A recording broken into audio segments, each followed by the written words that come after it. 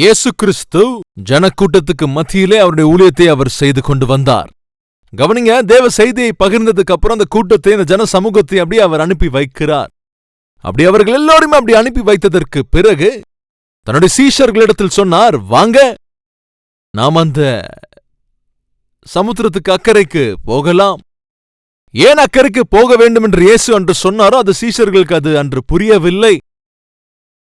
இவ்ளோ பெரிய ஜனக்கூட்டத்துக்கு மத்தியில ஊழியம் செய்வதற்கு பதிலாக, இவ்ளோ பெரிய ஜனக்கூட்டத்துக்கு தேவ செய்தியை கொடுப்பதற்கு பதிலாக, எங்களை எதுக்கு இப்படி, அதாவது வார்த்தையோடு போஷிப்பதற்கு பதிலா எங்களை எதுக்கு அக்கறைக்கு அவர் கூட்டிட்டு போகிறார்? இயேசு கிறிஸ்து என்ன நினைக்கிறார்? அவர் என்ன செய்ய போகின்றார்? சீஷர்களுக்கு தெரியாது. இயேசு கிறிஸ்து சமுத்திரத்துல பிரயாணம் பண்ணிட்டு இருக்கும்போது அந்த சமுத்திரம் அப்படியே எலும்பி எலும்பி அடிக்குது.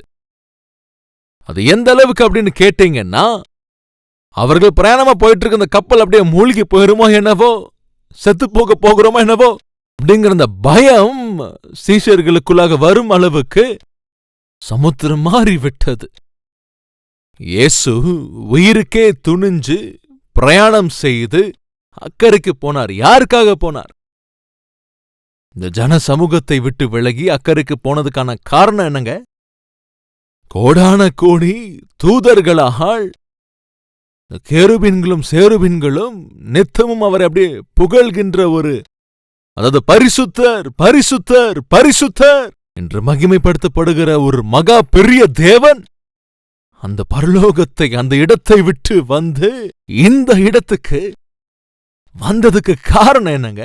எத்தனையோ பேர் தேவ செய்தியை கேட்கும்போது அவர்கள் எல்லாரும் அப்படியே விட்டு வந்து அந்த இடத்துக்கு போக வேண்டும் என்று இயேசு யோசிச்சதுக்கு காரணம் என்னங்க? அப்படி எதற்காக இயேசு கிறிஸ்து அந்த இடத்துக்கு போனார்? எதற்காக இயேசு கிறிஸ்து, அதாவது கிறிஸ்துமஸ்ல இந்த இடத்துக்கு ஏன் வந்தார்? அந்த இடத்தை விட்டு வந்து இந்த பூமிக்கு எதுக்கு வந்தார்?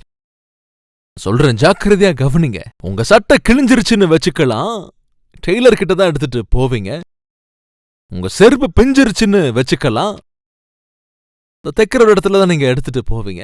உங்க பைக்கு கொஞ்சம் ரிப்பேர் ஆயிருச்சுன்னு வச்சுக்கலாம், அந்த மெக்கானிக் கிட்ட தான் எடுத்துட்டு போவீங்க.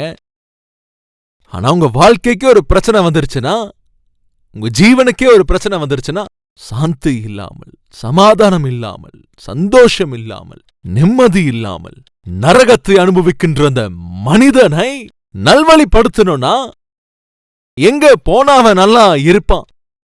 யார்கிட்ட கூட்டிட்டு போனா தன் வாழ்க்கை அவனுக்கு நல்லா இருக்கும்? காலையில கண் முழிச்சதுல இருந்து சாயங்காலம் வரைக்கும் ஒவ்வொரு பாவத்துக்கு அவன் அடிமையாகி, அருவருப்பான ஆட்டம் பாட்டத்துக்கு அவன் அடிமையாகி, காம விகாரமான பழக்கங்களுக்கு அடிமையாகி, புசித்து குடித்து அருவருப்பா ஆடிக்கிட்டு இப்படி சுத்திட்டு இருக்கிற அந்த மனுஷனை யார்கிட்ட கூட்டிட்டு போனா நல்லா ஆவான்? யார்கிட்ட கூட்டிட்டு போனா அவன் மாறுவான்?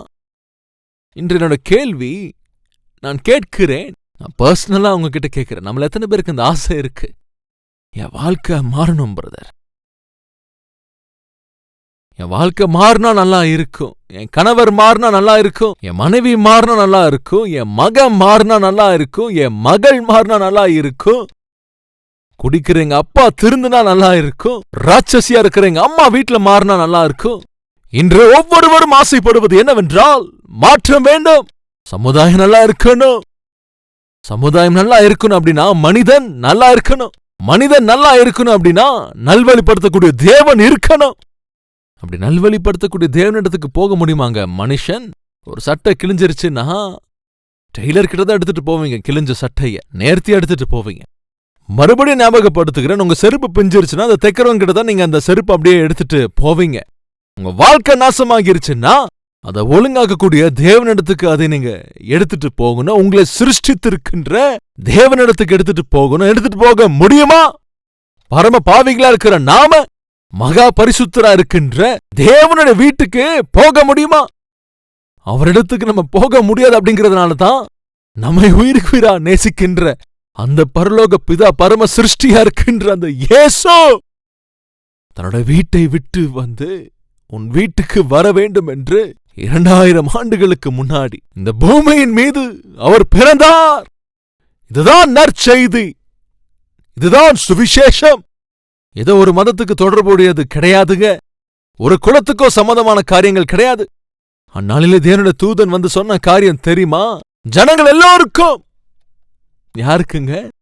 குட்டையா இருக்கலாம், நெட்டையா இருக்கலாம், பணக்காரனா இருக்கலாம், ஏழையா இருக்கலாம், வயசுல பெரியவங்களா இருக்கலாம், சின்னவங்களா இருக்கலாம், எந்த கண்டமாக இருக்கலாம், எந்த ஊராக இருக்கலாம், எந்த பட்டணமாக இருக்கலாம், எந்த பகுதியாக இருக்கலாம், எந்த தேசமாக இருக்கலாம், பிரபஞ்சத்திலே இருக்கின்ற இங்க இருக்கிற ஒவ்வொருவருக்கும் நற்செய்தி என்னங்க? அது உலக ரட்சகர். இந்த உலகத்தை ரட்சிப்பதற்கு இந்த பூமியின் மீது பிறந்திருக்கிறார். நற்செய்தி. சகோதரனே, சகோதரியே, நல்லா மாறணும் என்கிற ஆசை உனக்கு இருக்கு. ஆனால் நல்வழிப்படுத்தக்கூடிய தேவனிடத்துக்கு நீ வர முடியாது. அப்படிங்கிறதுனால உன்னை நல்வழிப்படுத்தக்கூடிய தேவனை உன்னை தேடி வந்திருக்கிற சுப காரியம்தான் கிறிஸ்துமஸ்.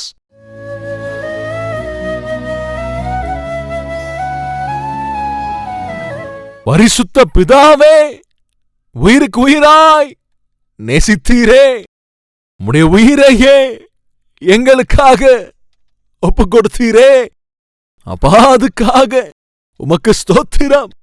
பாவியை பரிசுத்தமாக்குவதற்கு இந்த உலகத்துக்கு வந்தீர். அந்த பாவிதான் நான் தான்.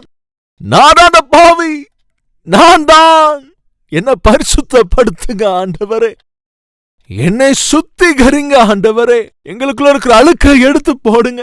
இந்த நொடி முதல் அப்பா, சாகர நாள் வரைக்கும் உம்முடைய பிள்ளைகளாக வாழணும். உமக்கு சாட்சியா நாங்கள் வாழணும் பரிசுத்தத்தோட. அப்பா, அப்பா பிதாவே, உம்மை நாங்கள் சேவிக்கணும். அருவருப்பானவைகளை விட்டு விலகி நல்ல ஒழுக்கத்துடன் நாங்கள் வாழ வேண்டும்.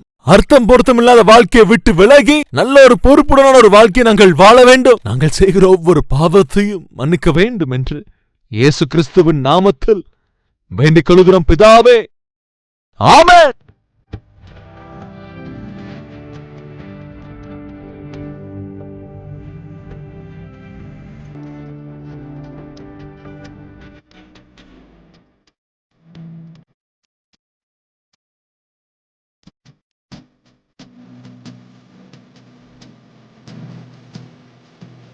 இந்த சுருக்கமான செய்தி உங்களுக்கு ஆசீர்வாதமாக இருந்திருக்கும் என்றால் பிறருக்கும் ஷேர் செய்யுங்கள், லைக் செய்யுங்கள்.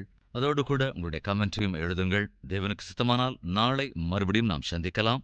ஷாலோம்.